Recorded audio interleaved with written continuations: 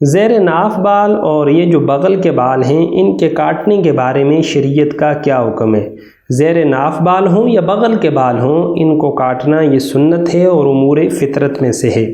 ہفتے میں کم از کم ایک مرتبہ ان کی صفائی کا اہتمام کرنا یہ مستحب ہے، لیکن خصوصیت کے ساتھ اگر کوئی شخص جمعے والے دن ان بالوں کی صفائی کا اہتمام کرتا ہے تو یہ بہت زیادہ باعث فضیلت ہے۔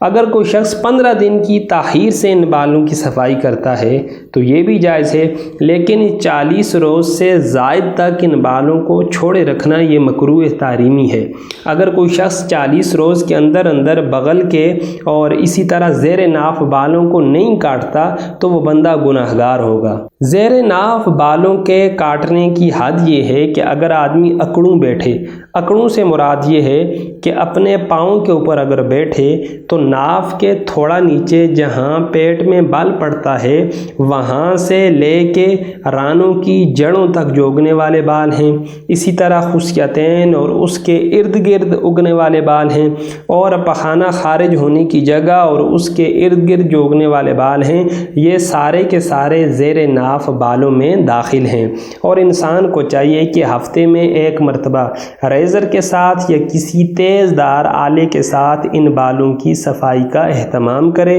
کیونکہ یہ امور فطرت میں سے ہیں، اور ان بالوں کی صفائی کا مقصود زیادہ سے زیادہ پاکیزگی اور صفائی حاصل کرنا ہے تاکہ انسان کے جسم کے اوپر کوئی بھی گندگی، کوئی بھی غلاظت نہ ٹھہر سکے۔